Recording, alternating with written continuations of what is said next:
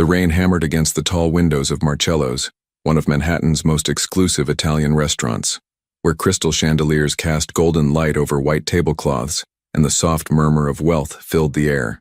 Maya Torres moved between tables with practiced grace, her black server's uniform impeccable despite the exhaustion weighing down her shoulders. 24 years old, with dark hair pulled back in a tight bun and eyes that had seen too much for her age, she wore the professional smile that came with 5 years of dealing with demanding customers who never looked her in the eye. "More wine for table 7, barked Gerald, the head waiter, barely glancing at her as he passed. Maya nodded, already moving toward the wine cellar entrance. Her feet ached in the cheap shoes she couldn't afford to replace, and her back protested every step after a double shift that had started at 11 that morning. But she needed the money. She always needed the money. The restaurant hummed with its usual Friday night energy. Businessmen celebrating deals, couples on expensive dates, tourists trying to taste a piece of authentic New York luxury. Maya had learned to read them all, to anticipate their needs before they voiced them, to become invisible while remaining attentive. It was survival in a city that chewed up people like her and spit them out without a second thought. "Miss, this pasta is cold," complained a woman at table 12, her diamond earrings catching the light as she frowned at her plate. Maya approached with her practiced smile. "I'm so sorry, ma'am. I'll have the kitchen prepare a fresh plate immediately." "See that you do," the woman replied dismissively, already turning back to her companion. Maya took the plate, feeling the familiar sting of being treated like furniture, and headed toward the kitchen. She'd learned not to take it personally years ago. These people existed in a different world, one where people like her were simply part of the scenery, meant to serve and disappear. The kitchen was chaos. Chef Antonio yelling in Italian, pans clanging, orders being called out. Maya slipped through the organized mayhem, placed her request, and grabbed the bottle of expensive Chianti for table 7. As she turned to leave, she caught her reflection in the stainless steel refrigerator. Dark circles under her eyes, skin paler than usual, the exhaustion evident despite her best efforts to hide it. "Just get through tonight," she told herself. "Rent is due in 3 days." She pushed through the swinging doors back into the dining room and immediately sensed something different. The atmosphere had shifted, subtle, but unmistakable. Conversations had dropped to hushed whispers. Several diners had stopped eating, their attention drawn toward the entrance. Maya followed their gazes. 3 men stood at the host station, and even from across the room, their presence commanded attention. They wore expensive suits that fit too perfectly, moved with a predatory confidence that made the space around them feel smaller. But it was the man in the center who drew every eye, Vincent Carmichael. Even Maya, who deliberately avoided the news and tried to keep her head down, knew that name. Everyone in New York knew that name. He was a ghost story told in whispers, a warning about what happened when you crossed certain lines. The newspapers called him a businessman with alleged connections to organized crime, but the careful language couldn't hide what everyone knew. Vincent Carmichael was dangerous, powerful, and untouchable. He was tall, perhaps 6'2", with broad shoulders that filled his charcoal suit impeccably. His dark hair was swept back, showing a strong, angular face that might have been handsome, if not for the coldness in his dark eyes. He was 38, Maya had heard, though he carried himself with the controlled confidence of someone who had lived several lifetimes. There was silver threading through his temples, and a small scar cut through his left eyebrow, the only visible flaw in an otherwise carefully maintained appearance. Gerald rushed forward, his usual arrogance replaced with nervous deference. "Mr. Carmichael, what an honor.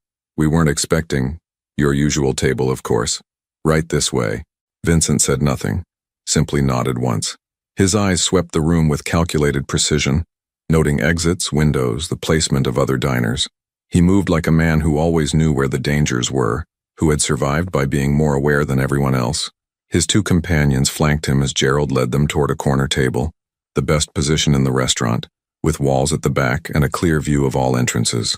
Maya recognized the tactical advantage even as she wondered why she'd noticed it. Maybe working in restaurants had taught her more about human nature than she'd realized. "Maya," Gerald hissed suddenly at her elbow. "You'll be serving Mr. Carmichael's table." Her stomach dropped. "What? Why not you?" "Because I'm assigning you," Gerald snapped, though she could see the relief in his eyes. He was scared, she realized.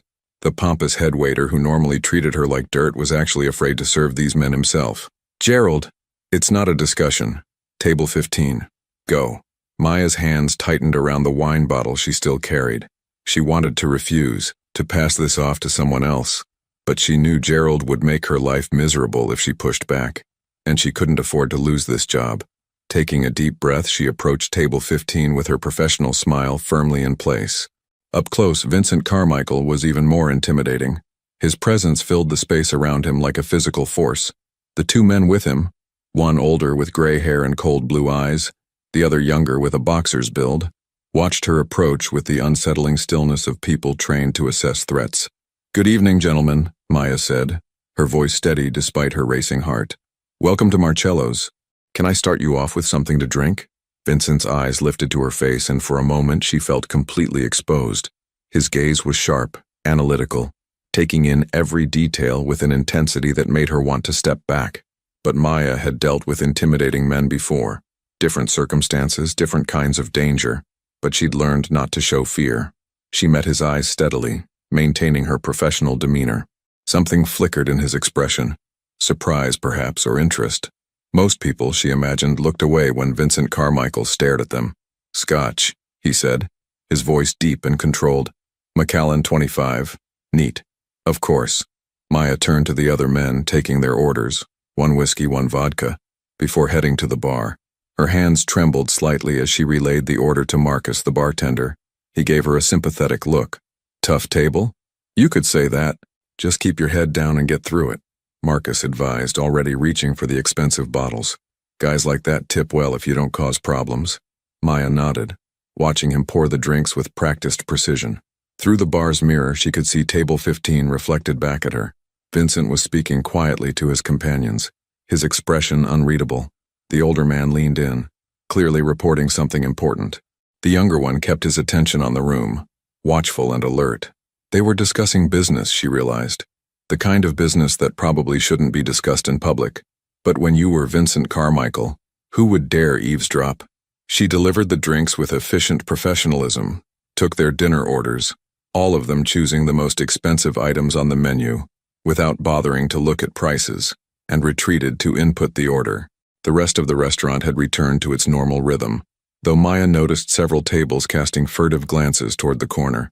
Vincent Carmichael's presence changed the entire atmosphere, like a predator at a watering hole. The next hour passed in a blur of service. Maya brought bread, appetizers, entrees, all while maintaining the perfect balance of attentiveness and invisibility. The men at table 15 spoke in low voices, their conversation intense but controlled. She caught fragments, names she didn't recognize, mentions of the shipment and the Brooklyn situation, but she immediately pushed them from her mind. Whatever Vincent Carmichael's business was, she wanted no part of knowing about it.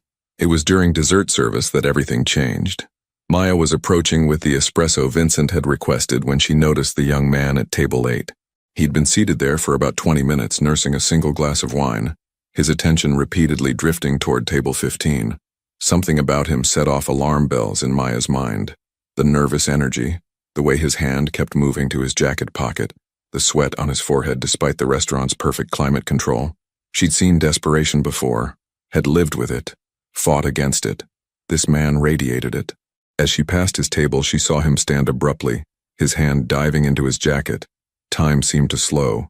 She saw the glint of metal, saw the determination in his eyes, saw him turning toward Vincent's table. Maya didn't think, didn't plan, didn't calculate the consequences. The espresso cup was still in her hand as she pivoted, closing the distance between herself and the young man in 3 quick steps.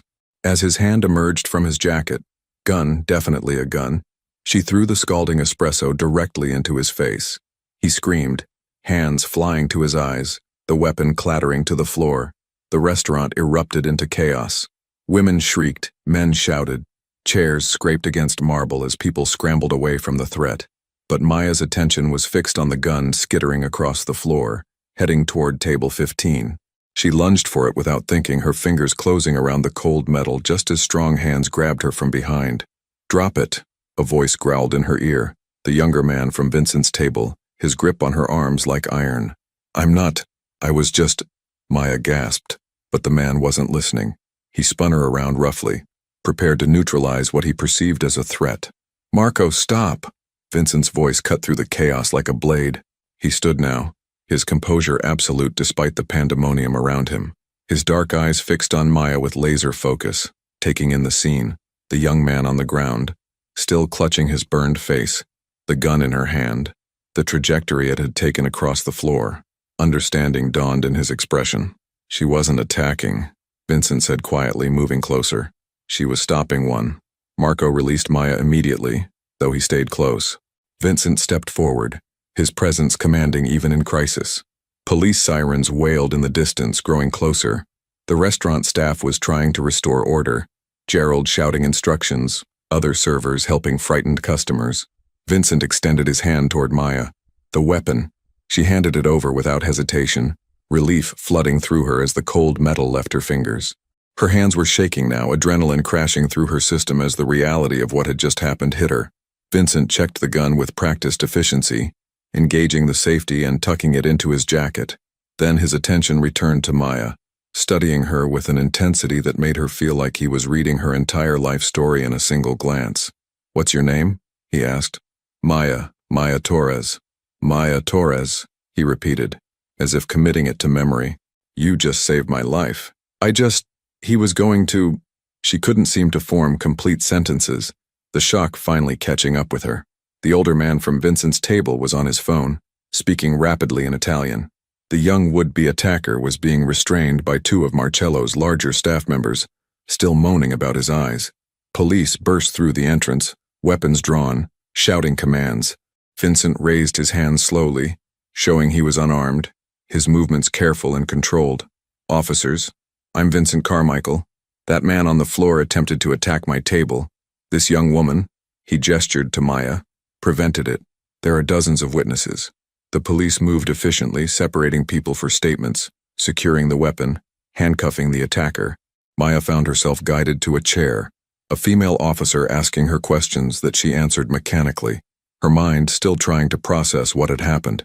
She'd thrown coffee in a man's face, had grabbed a gun off the floor, had saved Vincent Carmichael's life. What have I done? The restaurant cleared slowly as statements were taken and customers were allowed to leave. Maya's shift supervisor, Maria, brought her a glass of water with shaking hands. "Maya, are you okay? That was incredibly brave, and incredibly stupid," Maria added, though her voice was filled with concern rather than criticism. "I didn't think," Maya admitted. "I just reacted. That man could have turned on you. Could have—" Maria couldn't finish the sentence, but he hadn't. Maya had moved faster, acted on instinct honed by years of watching people, reading situations, surviving in a city that demanded constant awareness. An hour later, after what felt like endless questions and statements, Maya was finally told she could leave. Her shift was long over, the restaurant was closing for the night, and exhaustion pulled at her like gravity. She collected her jacket from the back, her tips from the evening. Ironically, it had been a good night before everything went wrong, and headed for the employee exit. Vincent Carmichael was waiting there. He stood in the dim alley behind Marcello's, the rain having softened to a drizzle. His suit was still perfect, his composure absolute, but something in his expression had changed. The coldness had thawed slightly, replaced by something Maya couldn't quite identify. She stopped, uncertain. Should she run? Call for help? But even as the thoughts formed, she knew they were ridiculous. If Vincent Carmichael wanted to hurt her, he wouldn't wait in an alley. He would simply make her disappear, and no one would ever know what happened to the waitress who'd served his table. "Miss Torres," he said, his voice carrying clearly despite the soft patter of rain. "A moment of your time." Maya approached cautiously, keeping several feet between them. "Mr. Carmichael, you don't seem afraid of me. Should I be?" A hint of amusement touched his lips, so brief she might have imagined it. "Most people are. I've met scary people before," Maya said, surprising herself with her honesty. "Different kind of scary maybe, but fear is fear." Vincent studied her with that intense gaze again, and Maya had the uncomfortable feeling he could see past all her carefully constructed walls, past the professional waitress persona, down to the scared kid from Chicago who'd been running from her own demons for years. "What you did tonight was foolish," he said finally. "That man could have turned his weapon on you, could have pulled the trigger before you reached him." "I know. Then why did you do it?" Maya considered the question. Why had she? She didn't know Vincent Carmichael, didn't owe him anything, had every reason to keep her head down and let whatever happened happen. Because I could, she said finally. Because I saw what was about to happen, and I had maybe 2 seconds to decide if I was the kind of person who stands by and watches, or the kind who does something about it. And I guess I chose. Vincent was silent for a long moment, the rain creating a soft curtain around them, the distant sounds of the city muffled and far away. You chose correctly, he said. Because of your actions, I'm alive. My associates are alive. And that man will face justice for his intentions rather than his completed actions. I'm glad, Maya said simply. Vincent reached into his jacket, and Maya tensed, but he only withdrew a business card, extending it toward her. My private number. If you ever need anything at all, you call that number. Maya took the card, the heavy stock paper expensive beneath her fingers. Just his name and a phone number, no title, no company. Simple and direct. Thank you, but I don't need... You will. Vincent interrupted, his voice carrying absolute certainty. What you did tonight will have consequences. That man wasn't acting alone. When his employers learn you interfered, they may seek retribution. Fear, cold and sharp, pierced through Maya's exhaustion. What? Why would they come after me? I'm nobody. You're somebody who cost them an opportunity. In my world, Miss Torres, that makes you a target. His expression softened slightly, almost imperceptibly. I won't let anything happen to you. You have my word. But you need to be aware of the reality you've stepped into. Maya stared at him, the business card suddenly feeling like a lead weight in her hand. She'd done the right thing, acted on instinct to save lives, and now she was tangled in something dark and dangerous that she couldn't begin to understand. I just wanted to get through my shift, she said quietly, hating how small her voice sounded. I know, Vincent replied, and something in his tone suggested he understood more than she'd said. But life rarely cares what we want. It presents us with moments that define us, and we have to choose who we're going to be. He stepped back, creating more distance between them, his face returning to that unreadable mask of control. Go home, Maya Torres. Get some rest. But keep that card and stay aware of your surroundings. Someone will be watching, making sure you're safe. Someone? Maya's voice sharpened. You're going to have me followed? Protected, Vincent corrected. There's a difference. I don't want... It's not negotiable. His voice carried absolute authority now, the tone of a man who gave orders and expected them to be followed. You saved my life. That creates an obligation, and I always honor my obligations. You will be protected, whether you want it or not. Before Maya could protest further, Vincent turned and walked toward a black SUV that had pulled up to the alley entrance. Marco and the older man emerged from shadows Maya hadn't realized they'd been lurking in, falling into step with their boss. The SUV's door opened. Vincent disappeared inside, and then they were gone, leaving Maya alone in the rain-soaked alley, with questions spiraling through her mind and a business card clutched in her hand. She looked down at it, reading the name embossed in simple black letters, Vincent Carmichael, and below it, the number that would change everything. Maya tucked the card into her jacket pocket and started the long walk to her apartment, unaware that in the shadows across the street, a figure watched her go, already beginning the protection Vincent had promised. Her life as an invisible waitress was over.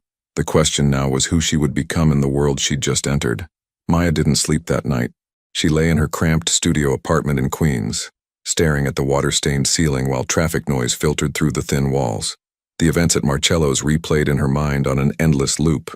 The glint of metal, the heat of coffee in her hand, Vincent Carmichael's dark eyes studying her like she was a puzzle he needed to solve. The business card sat on her nightstand, innocuous and dangerous all at once. By the time gray dawn light crept through her curtains, Maya had convinced herself that Vincent's warning was probably an overreaction. Powerful men liked to make everything seem dramatic, didn't they? She'd stopped one desperate person from doing something terrible. That didn't make her a target. It made her someone who'd been in the wrong place at the right time. She got ready for her morning shift at the diner where she worked breakfast and lunch, her second job, necessary to make rent in a city that devoured paychecks. The diner was nothing like Marcello's, just a neighborhood place with cracked vinyl booths and coffee that tasted like it had been brewing since the Reagan administration. But the tips were decent, and the owner, Jimmy, didn't ask questions about her past. The subway ride into Manhattan felt different somehow. Maya found herself watching the other passengers more carefully, noting the man in the business suit who seemed too interested in his newspaper, the woman with the large purse who kept glancing around nervously. She shook her head, frustrated with herself. This was paranoia, nothing more. But when she emerged at her stop and started the 3-block walk to the diner, she couldn't shake the feeling of being watched. Maya turned suddenly, scanning the morning crowd of commuters and delivery trucks. Nothing seemed out of place. Just another Tuesday morning in New York. Everyone rushing somewhere, absorbed in their own worlds. "You're being ridiculous," she told herself firmly, pushing through the diner's door. The familiar smell of bacon grease and coffee grounds was comforting in its normalcy. "Maya?" Jimmy called from behind the counter, his weathered face breaking into a smile. "You okay? I saw the news about that thing at Marcello's. They said a waitress stopped some kind of attack." Word traveled fast. Maya forced a smile as she tied her apron. "I'm fine, Jimmy. Just did what anyone would do." "Anyone with guts, maybe," he replied, shaking his head admiringly. "Coffee's fresh. Table 4 needs menus." Maya slipped into her routine gratefully, taking orders, delivering plates of eggs and hash browns, refilling coffee cups. The familiar rhythm helped settle her nerves. This was her real life, not expensive Italian restaurants and mob bosses, but working-class New York, where people worried about rent and subway delays, and whether their coffee came with free refills. She was clearing table 7 when she noticed him. A man sat alone in the corner booth, nursing a single cup of coffee. Mid-30s, athletic build, wearing jeans and a dark jacket. His position gave him a clear view of the entire diner, including the entrance and the back exit that led to the kitchen. He'd been sitting there for 40 minutes, Maya realized, and hadn't ordered any food, and he was watching her. Not obviously. He'd glance at his phone, look out the window, pick up his coffee, but his attention always returned to her, tracking her movements with professional precision. Maya's stomach tightened. She approached his booth with her order pad, keeping her voice steady. "Can I get you anything else? Breakfast, maybe?" The man looked up, and his eyes were cold and assessing. "Just the coffee, thanks. We usually don't appreciate people camping out in booths during the breakfast rush," Maya said more boldly than she felt. "If you're just here for coffee, the counter has open seats." Something flickered in his expression. Was that approval? "I'm comfortable here." "I'm sure you are." Maya held his gaze. "But I'd be more comfortable if you told me why you're watching me." The man's lips twitched, almost a smile. Direct. "I like that." He set down his coffee cup. "Name's Torres. I work for Mr. Carmichael." "Of course you do," Maya muttered, sliding into the booth across from him without invitation. "He said someone would be watching. I didn't think he meant this, obviously." "I'm not trying to be subtle," Torres replied. "I'm trying to be visible. There's a difference. If anyone's thinking about making a move on you, they need to see that you're protected." Maya's frustration flared. "I don't need protection. I need to do my job and pay my rent and live my life. What happened last night, that's done. It's over." "It's not over." Torres leaned forward, his voice low but intense. "The man who tried to take out Mr. Carmichael? His name is Danny Ricci. Low-level operator, hired gun. He didn't wake up yesterday morning and decide to go after one of the most powerful men in New York on his own. Someone sent him. Someone who's now very interested in why their plan failed." The implications settled over Maya like a cold weight. "And they know about me? They know someone interfered. The restaurant had security cameras. By now they've seen the footage, identified you, and they're deciding what to do about it." Maya's hands clenched on the edge of the table. "This is insane. I didn't ask for any of this." "No, you didn't," Torres agreed, his expression softening slightly. "But you stepped up anyway. That took courage. Now Mr. Carmichael is making sure that courage doesn't get you hurt. By having me followed everywhere? By keeping you alive?" Torres's bluntness was almost refreshing in its honesty. "Look, I know this isn't what you want, but for the next few weeks, until we identify who ordered the hit and neutralize the threat, you're going to have a shadow. Me during the day, someone else at night. We'll be discreet when we can, visible when we need to be." Maya wanted to argue, to insist that she could take care of herself, but the truth was, she had no idea how to navigate this world of hired attackers and powerful enemies. She was a waitress, not an action hero. Her bravery last night had been pure instinct, and now she was facing consequences she couldn't begin to handle alone. "Jimmy," she called across the diner, "I'm taking my break." Outside, the morning had warmed into a pleasant spring day, the kind that made New York feel almost manageable. Maya walked half a block before turning to face Torres, who had followed at a discreet distance. "If this is going to happen, we need rules." she said. You don't come into my workplace unless absolutely necessary. You don't sit where my customers can see you watching me. You don't interfere with my life. Torres considered this. I can work with that. But you need to follow rules too. You don't go anywhere alone at night. You take cabs, not the subway, and we provide the cabs. You tell me your schedule every day. And if I say we need to move, you move. No questions, no delays. That's a lot of rules. That's staying alive, Torres countered. This isn't a game, Maya. The people who wanted Mr. Carmichael gone don't care if you're just a waitress trying to get by. They see you as someone who cost them something, and they will retaliate if given the chance. Maya felt the weight of her new reality settling over her shoulders. How long? However long it takes. Could be days, could be weeks. Mr. Carmichael's people are working on identifying the source. Once we know who ordered the hit, we can address the threat permanently. Address it how? Maya asked, then immediately held up her hand. Actually, don't tell me. I don't want to know. Torres nodded, understanding. Probably for the best. The rest of Maya's shift passed in a blur of forced normalcy. She served breakfast, dealt with the usual demanding customers, split tips with the other servers. But the awareness of Torres lurking somewhere outside, watching, protecting, colored everything. Her independence, the thing she'd fought so hard to maintain since leaving Chicago 5 years ago, felt compromised in a way that made her chest tight with frustration.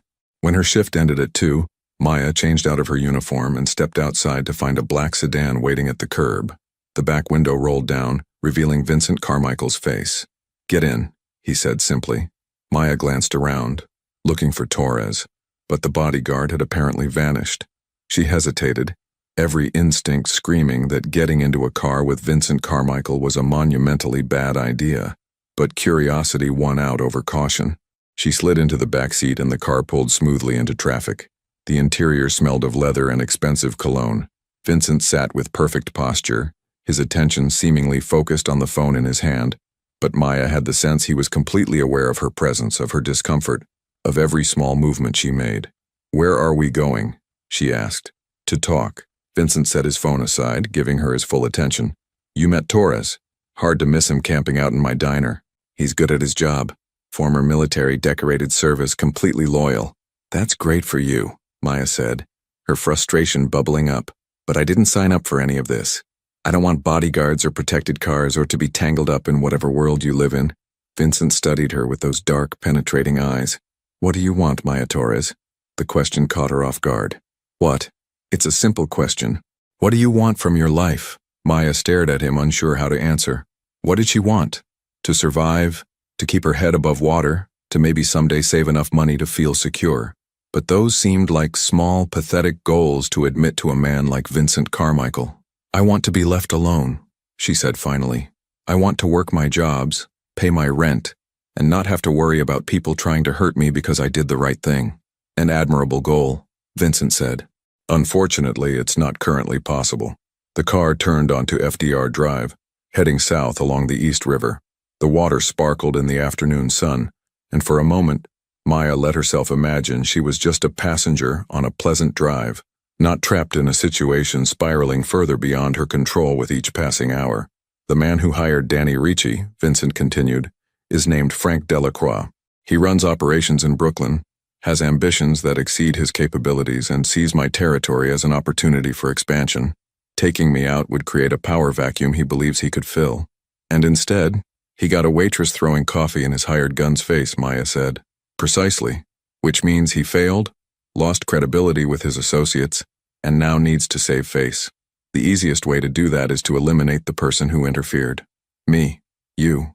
Maya let that sink in. "So what happens now? I just live with bodyguards forever? Hide until this Frank person forgets about me?" "Frank Delacroix doesn't forget," Vincent said, his voice hardening. "But he can be dealt with. I have people gathering information, identifying his operations, finding leverage. Within a few weeks, he'll have bigger problems than a waitress who got lucky." "I wasn't lucky," Maya said, surprising herself with the sharpness in her voice. "I paid attention. I saw what was about to happen. I acted. That wasn't luck, that was a choice." Vincent's expression shifted, something like respect flickering in his eyes. "You're right. It was a choice. A brave one that saved lives. I'm simply trying to ensure that choice doesn't cost you yours." The car pulled to a stop near South Street Seaport. Vincent opened his door, clearly expecting Maya to follow.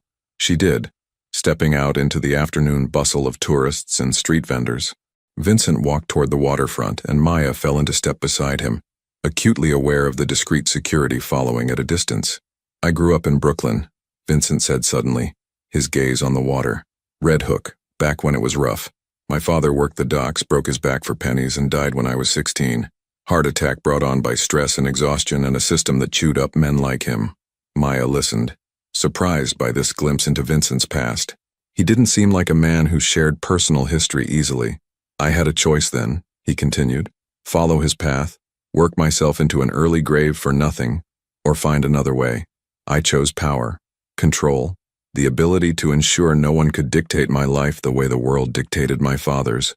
And you became this," Maya said quietly. "Someone people fear." "Yes." Vincent turned to face her. "But I also became someone who protects what's mine. My people, my territory, my obligations. You saved my life, Maya Torres. That makes you mine to protect whether you want it or not." "I'm not yours," Maya said firmly. "I'm not anyone's." "Poor choice of words," Vincent acknowledged. "But the sentiment remains. You're under my protection now. Until the threat is neutralized, that's not negotiable." Maya studied his face, trying to understand the man behind the reputation. He was dangerous, that was obvious. But there was something else there too, something almost principled.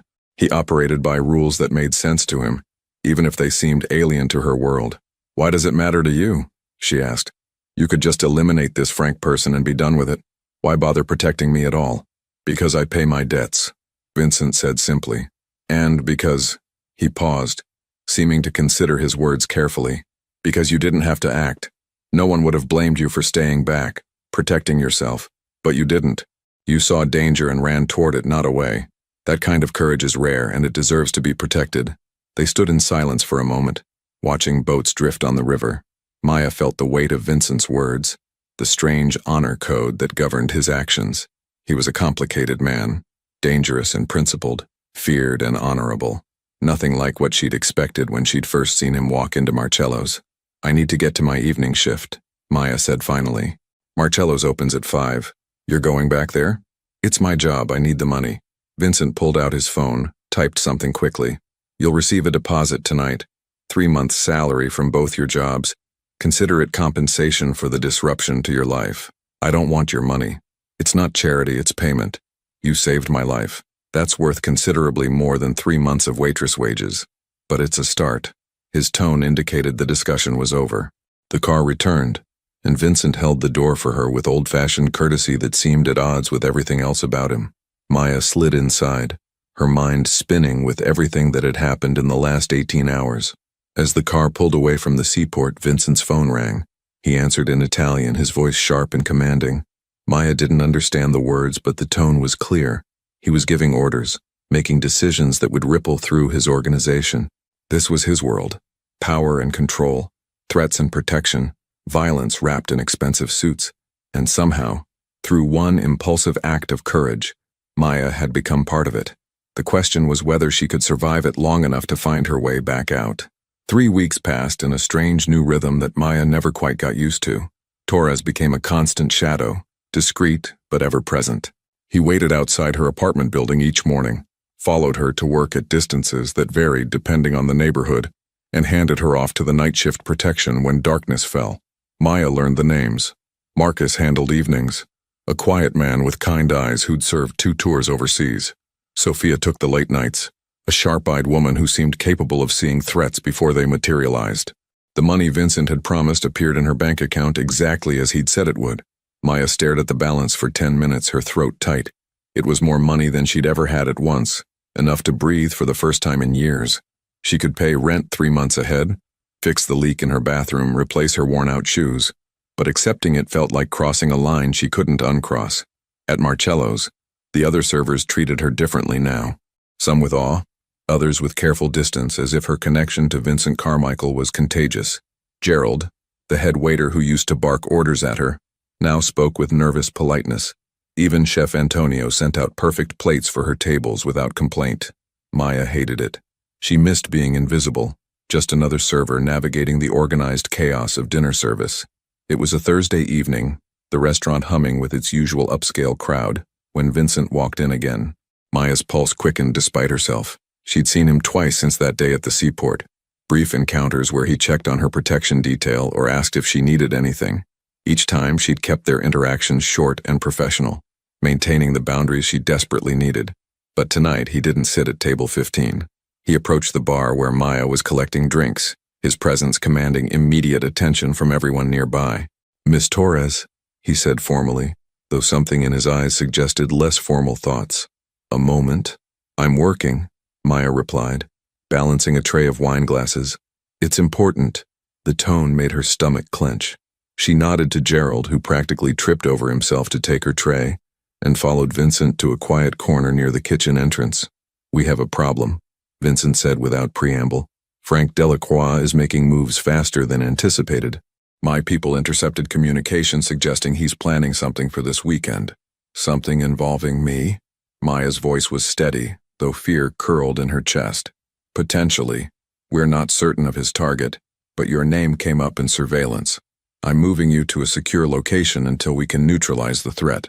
"Moving me where?" "I have a property in Westchester. Private, heavily secured. You'll be comfortable there until this is resolved." Maya shook her head firmly. "No, I'm not running away to hide in some mansion while you handle your business. I have a life, Vincent. Jobs, bills, responsibilities. You have a target on your back," Vincent countered, his jaw tightening. "This isn't about convenience, Maya. This is about keeping you alive." "Then deal with Frank Delacroix. Isn't that what people like you do? Handle threats?" "I am handling it. But these things take time. Strategy. You can't just—" Vincent stopped, seeming to catch himself. "This isn't a negotiation." "You're right, it's not," Maya said, her own frustration boiling over. "Because I'm not one of your employees you can just order around.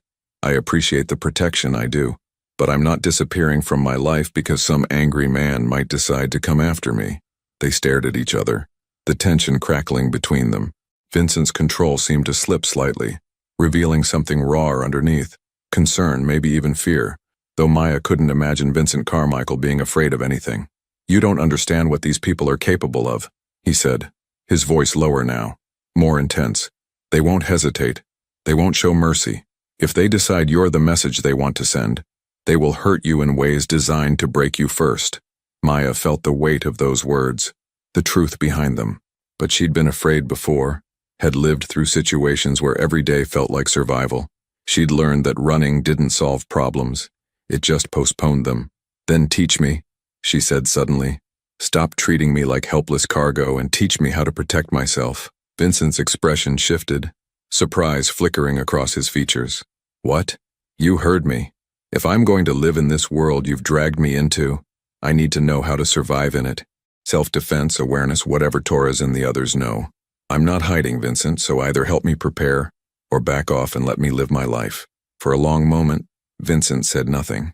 Then, unexpectedly, his lips curved into something almost resembling a smile. "You're stubborn. I'm practical," Maya corrected. "There's a difference." "Fine." Vincent pulled out his phone, typed quickly. "Tomorrow morning, 9 a.m., I'll send a car. We'll start training. I have work. Call in." "This is more important." Before Maya could argue further, Vincent's phone buzzed. He glanced at the screen, and his expression hardened instantly. "I have to go. Torres will stay close tonight. Don't go anywhere alone." He left without another word, moving through the restaurant with that confident, predatory grace. Maya watched him go, her mind spinning. What had she just agreed to? The rest of her shift passed uneventfully, but Maya felt the tension in her shoulders, the hyper-awareness that had become her constant companion. She noticed things now. The couple at table 9 who seemed more interested in watching the room than each other. The delivery man who lingered too long near the back entrance. The way shadows moved in the alley visible through the kitchen windows. Torres was waiting when she finished at 11, his face grave. "Change of plans. Mr. Carmichael wants you at his office now." "What, why?" "He'll explain. Come on." The drive took them deeper into Manhattan, to a building Maya recognized from news reports. Carmichael Enterprises, Vincent's legitimate business front. They rode an elevator to the top floor, emerging into a reception area decorated with modern art and expensive furniture. Vincent's office was massive, with floor-to-ceiling windows overlooking the glittering city, but Maya barely noticed the view. Vincent stood at his desk with Marco and two other men she didn't recognize, all of them focused on surveillance photos spread across the polished surface. Maya, Vincent said, looking up. His tie was loosened, his sleeves rolled up, and he looked more human somehow. Less like the untouchable mob boss and more like a man dealing with a crisis. I need you to look at these photos. Tell me if you recognize anyone. Maya approached the desk, studying the surveillance images. They showed various people entering and leaving buildings, sitting in cars, standing on street corners. Her heart stopped when she reached the fourth photo. That's my building, she said, pointing to the background. That was taken outside my apartment. 2 days ago, Vincent confirmed. The man in the foreground, have you seen him before? Maya studied the figure carefully. Middle-aged, average build, wearing a maintenance uniform. Something about him nagged at her memory. Maybe. I don't... Wait. She leaned closer. He was doing repairs in the building last week. Said he was from the landlord's maintenance company. The men exchanged looks that made Maya's stomach drop. What? She demanded. What does that mean? It means Frank's people have been watching you more closely than we thought, Marco said grimly. Getting access to your building, learning your routines, looking for vulnerabilities. They were in my apartment building. Maya's voice rose despite her efforts to stay calm. While I was sleeping, Vincent moved around the desk, standing close enough that she could feel the heat from his body. This is why I wanted you moved to a secure location. They're not waiting anymore, Maya. They're actively planning. Then do something, Maya shouted, her fear transforming into anger. You keep saying you'll handle it, that you'll protect me, but they're at my home, Vincent. They're watching me sleep. I am handling it, Vincent said, his voice hard. But these things require precision. If I move too openly against Frank, it triggers a war that will drag in every family in the city. Innocent people will get caught in the crossfire. I'm an innocent person, Maya shot back. Or does that not count because I'm already caught? The room fell silent. Vincent's jaw clenched, a muscle twitching as he struggled with something. Frustration, anger, or maybe something else Maya couldn't identify. Pack a bag, he said finally. You're staying here tonight. Tomorrow we accelerate the timeline. No more waiting. No more strategy. We end this. How? By giving Frank Delacroix exactly what he wants, a meeting with me. And when he comes, we'll be ready. Maya's breath caught. You're using yourself as bait. I'm ending a threat to someone I'm responsible for protecting, Vincent corrected. There's a difference. Is there? Maya challenged. Or are you just proving you're willing to risk yourself the same way you're asking me to risk everything by staying in this situation? Their eyes locked, and Maya felt something shift in the air between them. This wasn't just about protection anymore. Wasn't just about obligation and debt. Something deeper had been building over these weeks of forced proximity. Conversations in cars. Stolen moments of understanding. Vincent reached out slowly, giving her time to pull away, and brushed a strand of hair from her face. His touch was gentle, at odds with everything else about him. I won't let them hurt you, he said quietly, and it sounded like a vow. Whatever it takes, whatever it costs, you're safe with me. Maya should have stepped back, should have maintained the professional distance she'd been clinging to, but exhaustion, fear, and something she didn't want to name kept her frozen, as Vincent's hand lingered against her cheek. Mr. Carmichael, Torres interrupted from the doorway, his timing impeccable or possibly intentional. The security team is ready for Miss Torres. The moment broke. Vincent's hand dropped, his expression returning to that controlled mask. Take her to the residence floor. Guest suite, full security detail. Yes, sir. Maya followed Torres into the elevator, her cheek still warm where Vincent had touched her. The residence floor was elegant and surprisingly comfortable, nothing like the cold, sterile space she'd imagined. The guest suite had a king bed, a private bathroom, and windows overlooking Central Park. There's clothes in the closet if you need them, Torres said. Sophia will be stationed outside your door. You need anything, just ask. Torres, Maya said as he turned to leave. Is he really going to use himself as bait? Torres's expression was carefully neutral. Mr. Carmichael does what's necessary to protect his people. Always has. After he left, Maya sank onto the bed, her mind reeling. The events of the past 3 weeks had been surreal enough, but tonight had shifted something fundamental. Vincent wasn't just some distant protector anymore. He was real, complicated, and apparently willing to put himself in danger for her. She thought about the way he'd touched her face, the intensity in his eyes, the careful control that had seemed ready to crack. This is dangerous, she told herself.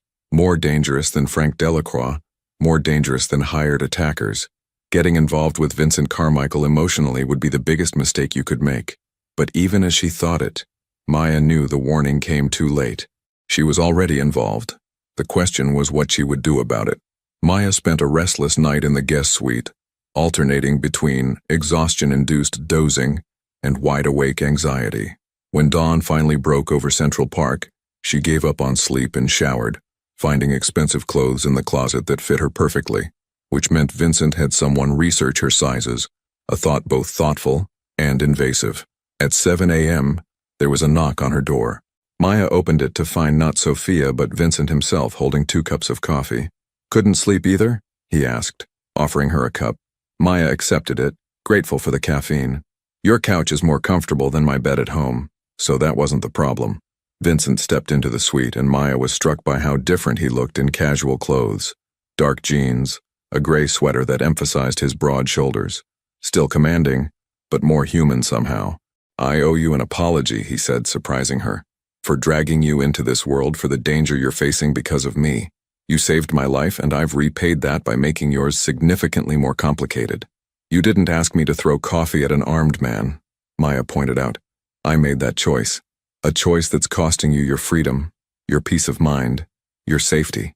Vincent moved to the windows, staring out at the city waking below. "I've spent my entire adult life building power, creating an empire where I control every variable, but I can't control this. Can't control the fact that your courage put you in danger, or that Frank Delacroix sees you as leverage against me." Maya joined him at the window, standing close enough that their shoulders nearly touched. "So what happens now? With this meeting you're planning? Frank wants power, respect, territory. He'll come if I offer him a negotiation, a chance to save face. And when he does, we'll have leverage we've been building, evidence of his operations, testimony from his associates we've flipped, enough to put him away or force him into retirement. And if he doesn't cooperate?" Vincent's expression hardened. "Then we remove him from the equation permanently. One way or another, the threat ends this weekend." They stood in silence, watching the sun climb higher, painting the sky in shades of orange and gold. Maya thought about the man beside her, dangerous, powerful, feared, but also protective, principled, carrying burdens she couldn't fully comprehend. "Vincent," she said quietly, "last night when we—" She couldn't quite finish the sentence. He turned to face her and the intensity in his dark eyes made her breath catch. "I crossed a line. It won't happen again. What if I don't want that to be a line?"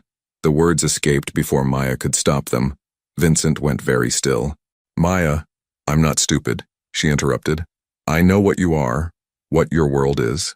I know getting involved with you would be complicated and probably dangerous, and definitely a terrible idea.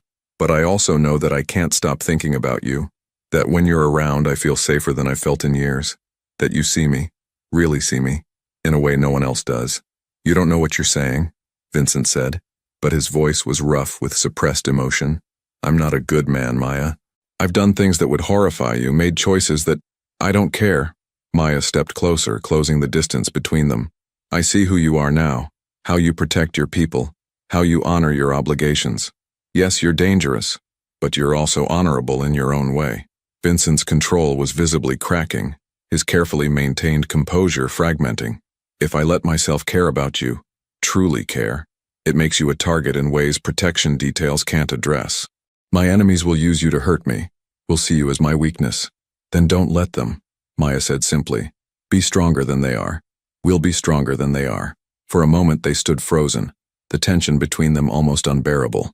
Then Vincent moved, his hand cupping her face with surprising gentleness, his thumb tracing her cheekbone. "You're the bravest person I've ever met," he said quietly, "and the most dangerous to my carefully controlled life."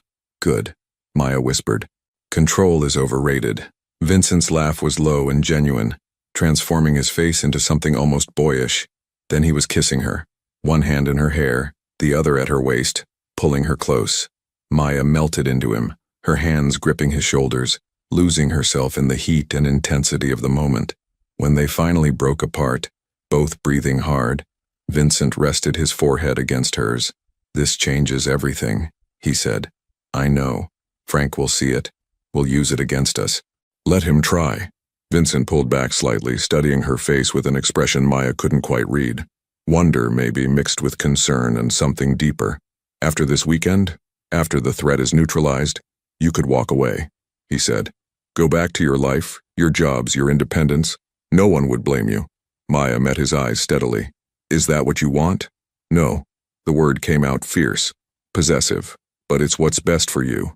Stop deciding what's best for me, Maya said firmly. I get a say in my own life, Vincent, and I'm saying I want this. Want you. Whatever complications come with it. Vincent kissed her again, softer this time, like he was memorizing the feel of her. When he pulled away, his expression had shifted back to that controlled determination. Then we do this right. We end the threat, establish your safety beyond question, and then we figure out what this is between us. Agreed?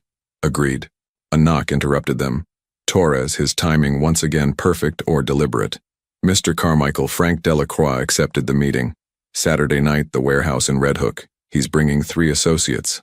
We'll bring 6, Vincent replied. All business now. He turned to Maya. You'll stay here, full security. No, Maya interrupted. If this is about me, I should be there.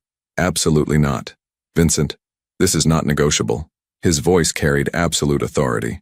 You wanted training, awareness, ability to protect yourself. Fine. But this meeting with Frank could turn dangerous instantly. I won't risk you being caught in crossfire. Maya wanted to argue, but she saw the fear beneath his command, not for himself, but for her. She nodded reluctantly. Okay, but you come back, you hear me? You don't get to make me care about you and then get yourself hurt being heroic. Vincent's smile was small but genuine. I'll come back. I always do. Saturday arrived with unseasonable warmth, the kind of late spring day that made New York feel almost magical. Maya spent the morning in Vincent's penthouse, trying to distract herself with books and television, while Sophia kept watch with professional detachment. But her mind kept returning to the meeting scheduled for tonight, to Vincent walking into potential danger, to all the ways this could go wrong. At 2 in the afternoon, Vincent returned from wherever he'd been coordinating the evening's operation. He looked tired, tension evident in the set of his shoulders, but his eyes softened when he saw Maya curled on the couch. You should eat something, he said, moving to the kitchen. You've been picking at food all day, according to Sophia. I'm not hungry, Maya replied, but she followed him anyway, watching as he efficiently assembled sandwiches with surprising domesticity. Where did you learn to cook? My mother, Vincent said, a rare smile touching his lips. She insisted all her children know how to take care of themselves. Said depending on others for basic survival was a weakness. Smart woman? She was. The past tense hung heavy in the air. Vincent slid a plate toward Maya. Eat, please. I need to know you're taking care of yourself. Maya took a bite to appease him, and found herself actually hungry once the food hit her stomach. They ate in comfortable silence, the kind that spoke of growing intimacy, of becoming attuned to each other's presence. Tell me about the plan, Maya said finally. I know you don't want me involved, but I need to understand what's happening. Vincent considered this, then nodded. Frank agreed to meet at a warehouse my family used to own in Red Hook. Neutral ground, with clear sight lines and limited entry points. He's bringing 3 people. I'm bringing 6. The meeting is ostensibly to negotiate territory and resources, to find a peaceful resolution. But that's not really what's happening. No, what's really happening is that I'm presenting him with evidence of his operations that federal prosecutors would love to have. Drug trafficking, extortion, 3 unsolved incidents involving rival operators, enough to put him away for life. And he'll just accept that? Maya asked skeptically. He'll accept it because the alternative is worse. If he doesn't take the deal, retirement to Florida, liquidation of his New York assets, permanent departure from this life, then the evidence goes to the FBI, and he spends his remaining years in a federal prison. Vincent's expression was hard now. All business. Men like Frank understand power, leverage, consequences. He'll take the deal. And if he doesn't, then things get complicated. Vincent's tone suggested exactly how complicated, and Maya decided she didn't need more details. The afternoon stretched into evening. Vincent disappeared to change, emerging in a dark suit that made him look every inch the powerful figure he was. Dangerous, commanding, untouchable. But when he looked at Maya, something in his expression softened, revealing the man beneath the armor. I'll have my phone, he said, crossing to where she stood. If anything happens here, anything at all, you call. Torres and Marcus are staying with you. and there are 6 more security personnel stationed throughout the building. You're expecting trouble, Maya said, fear clutching at her chest. I'm preparing for possibilities.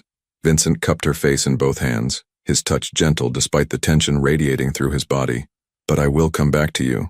That's a promise. Maya reached up, covering his hands with hers. You better. I didn't agree to care about you just to lose you to some territorial dispute with a wannabe power player.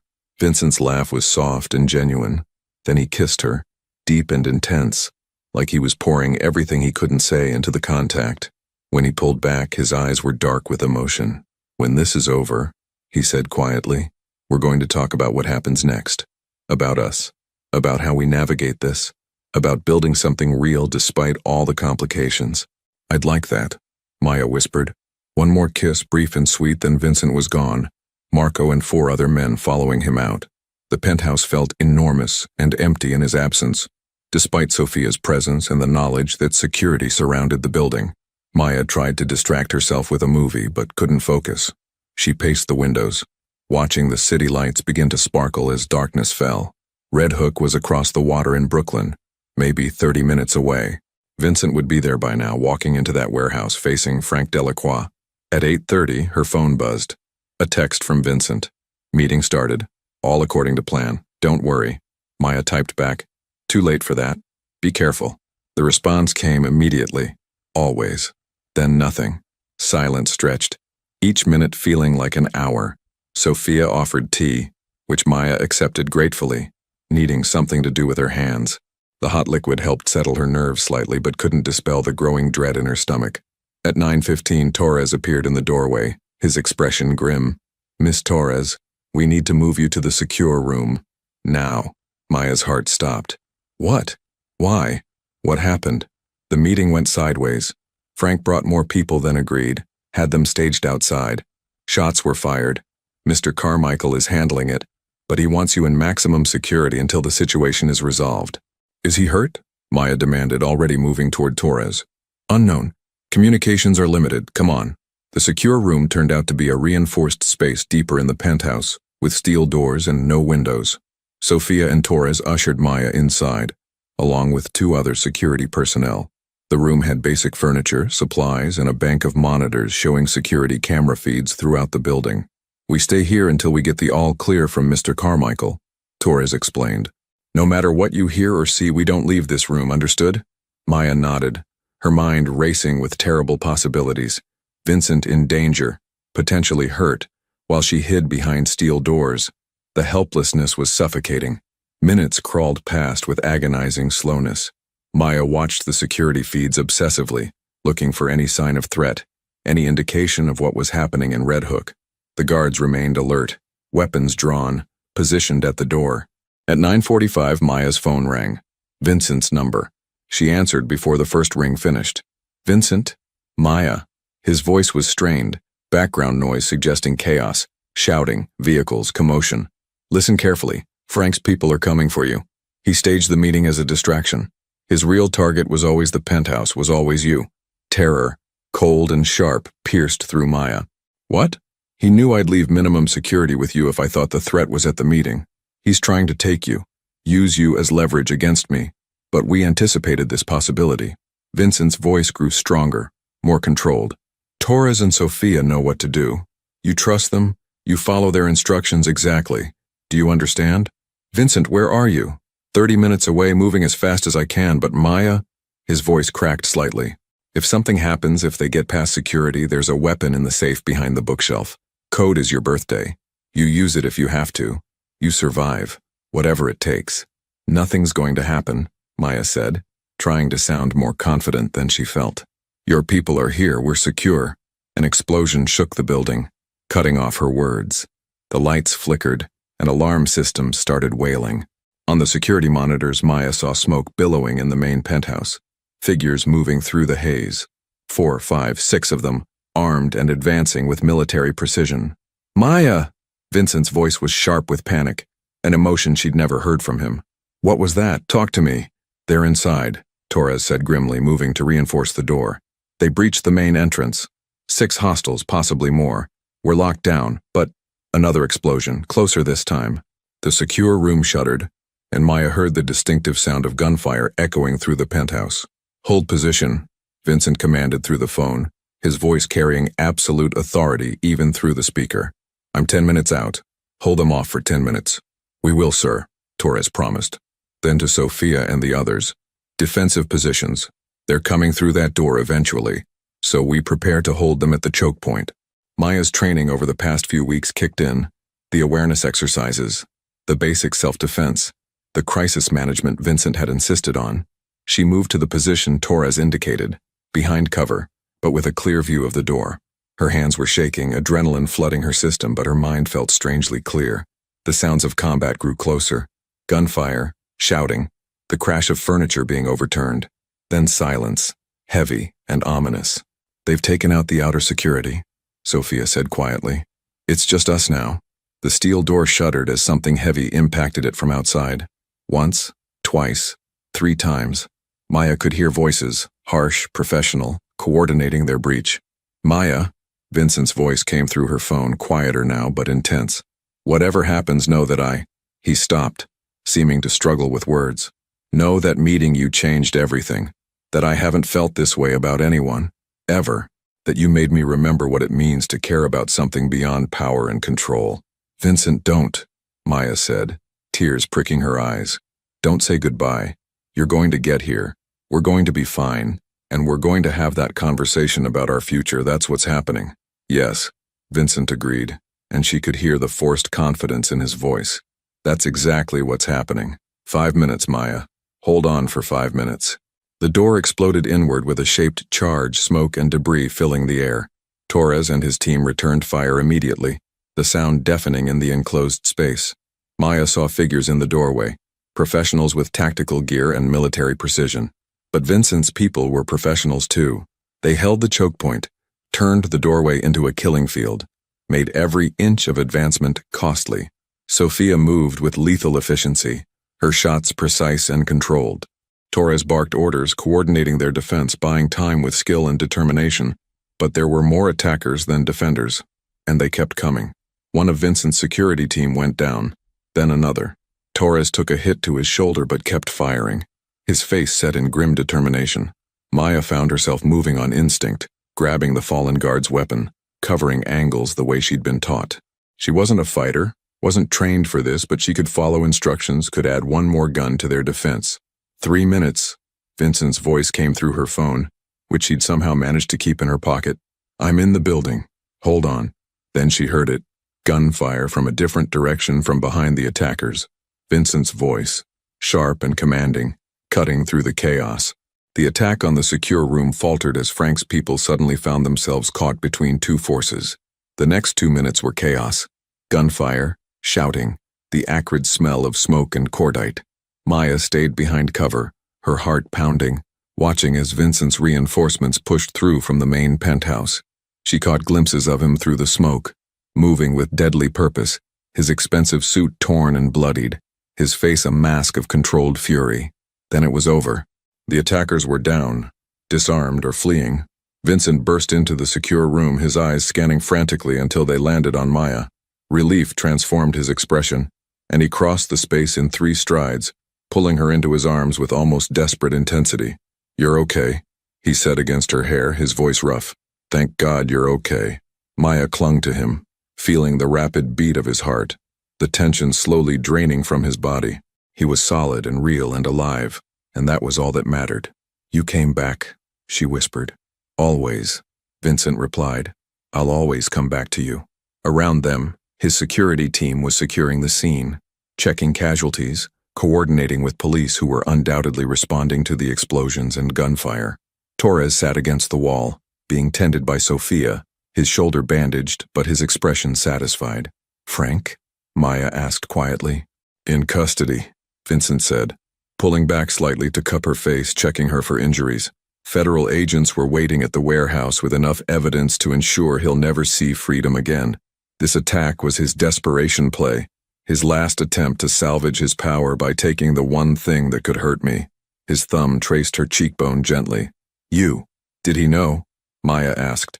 "About us?" He suspected, made assumptions based on my protection of you. He was right, of course. Vincent's smile was small but genuine.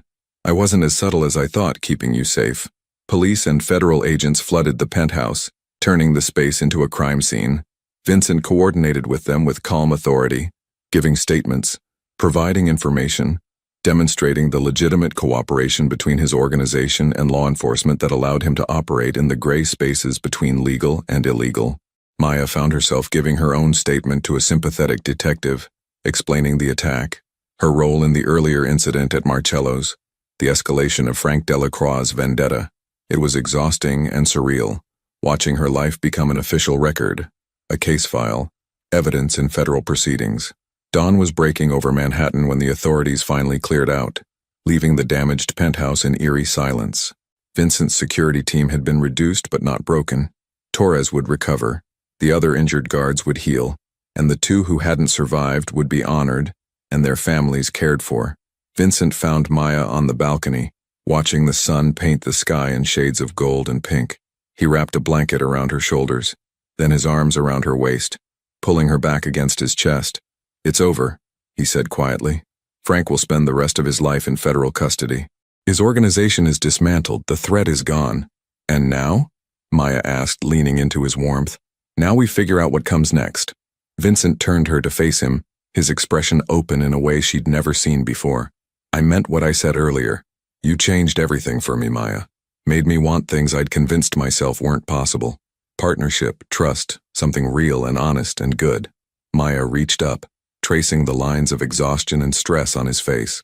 "I want those things too, but I need to know we can build something that isn't just about protection and danger and crisis. Something normal, whatever that means in your world." "We can," Vincent promised. "We will. It won't be conventional. I can't leave my responsibilities, my organization, the empire I've built, but I can make space for a life beyond it, for dinners without security details hovering, for mornings drinking coffee and reading the paper, for building something together that's ours, separate from everything else." "I'd like that," Maya said softly, "though I have conditions." Vincent's eyebrow rose, amused. "Conditions?" "I keep working. Maybe not at Marcello's. That might be weird now. But I'm not becoming someone who just exists in your orbit. I need my own purpose, my own identity." "Agreed. What else?" "We take this slow. Yes, crisis accelerated things, but we've known each other less than a month. We need time to figure out who we are when we're not dealing with threats and danger." "Also agreed." Vincent smiled, and it transformed his face into something warm and genuine. "Though I should warn you, I'm not particularly patient when I want something. And I want you, Maya Torres. Want to build this life with you, messy and complicated as it might be." Maya stood on her toes, kissing him gently. "Then I guess we'll figure it out together. The mob boss and the waitress building something impossible." "Nothing's impossible," Vincent murmured against her lips. "You taught me that. When you threw coffee in an armed man's face, when you refused to hide, when you demanded to be seen as more than someone to be protected. You're remarkable, Maya. The bravest person I've ever known." They stood together as the sun climbed higher, the city waking below them, damaged penthouse at their backs and uncertain future ahead. But for the first time in her adult life, Maya felt genuinely safe, not because of security details or fortified rooms, but because she'd found someone who saw her completely and chose her anyway. Someone willing to fight for her, to change for her, to build something new with her. 3 months later, Maya adjusted her apron, checking her reflection in the mirror of the small office. The cafe was her own, a cozy space in the West Village that served excellent coffee and simple food to a neighborhood clientele. Vincent had helped with the initial investment, but the concept, execution, and daily operation were entirely hers. It had taken weeks to set up, to hire staff, to build something that felt authentically hers, rather than an extension of Vincent's world. But he'd supported every decision, never pushing, always available when she asked for advice but respecting her independence. They'd learned to navigate their relationship carefully, dinner dates without security hovering too close, weekends at a beach house where they could pretend to be normal people, mornings in her new apartment where Vincent would appear with groceries and cook breakfast, while she told him about troublesome espresso machines and demanding customers. It wasn't conventional. Vincent still ran his organization, still dealt with the complex realities of his world, but he'd built walls between that life and what he shared with Maya, protecting their relationship from the darkness that came with power. "Maya," Her assistant manager, Katie, stuck her head into the office. "Your 3 o'clock is here." Maya smiled, checking her watch. Right on time, as always. She emerged from the office to find Vincent at a corner table, laptop open, working on whatever legitimate business currently occupied his attention. He looked up when she approached and his entire expression softened. "Hi," she said, sliding into the seat across from him. "Hi yourself." Vincent closed his laptop, giving her his complete attention. "How's your day?" "Good. Busy lunch rush, 3 meetings with potential suppliers, and I think I finally figured out the staffing schedule that doesn't make everyone hate me." "Excellent. I'm proud of you." Vincent reached across the table, taking her hand. The simple gesture still sent warmth through her chest. "Dinner tonight, I'm cooking. Your place or mine?" "Yours. Mine still has construction crews repairing explosion damage." Maya laughed. "Fair point. 7? Perfect." A customer approached for a refill, pulling Maya's attention away. Vincent watched her work with obvious affection, content to sit in her cafe, existing in her world, rather than always pulling her into his. When Maya returned to his table 20 minutes later, Vincent had a small box waiting beside his coffee cup. "What's this?" she asked, eyeing it suspiciously. "Open it." Inside was a key on a simple keychain. Maya looked at him questioningly. "It's to my place," Vincent explained. "Not the penthouse that's still being renovated, my house in Westchester. I want you to have access, to feel comfortable coming and going, to know you have a space there that's yours." Maya turned the key over in her fingers, understanding the significance. This wasn't just about physical access, it was Vincent saying she was permanent, integrated into his life in ways that mattered. "Thank you," she said quietly. "I'll add it to my collection. I think I'm up to 3 keys to your various properties now." "Only 3? I should work on that." They smiled at each other, comfortable in their understanding, in the life they were building together. It wasn't perfect. They still navigated his world carefully, still dealt with curious stares when people recognized him, still had security considerations that normal couples never thought about. But it was real, honest, built on choice rather than obligation, on partnership rather than protection. Maya Torres had walked into Marcello's 4 months ago as an invisible waitress, tired and struggling. She'd left as someone who'd saved a life, changed a man, and discovered her own strength in the process. And Vincent Carmichael, the feared mob boss who'd thought he needed no one, had learned that sometimes the bravest thing wasn't control or power. It was opening yourself to love, with all its risks and complications and magnificent possibilities. They'd called her reckless once for throwing coffee in a gunman's face, but maybe the real recklessness was choosing love in a world designed to make love impossible.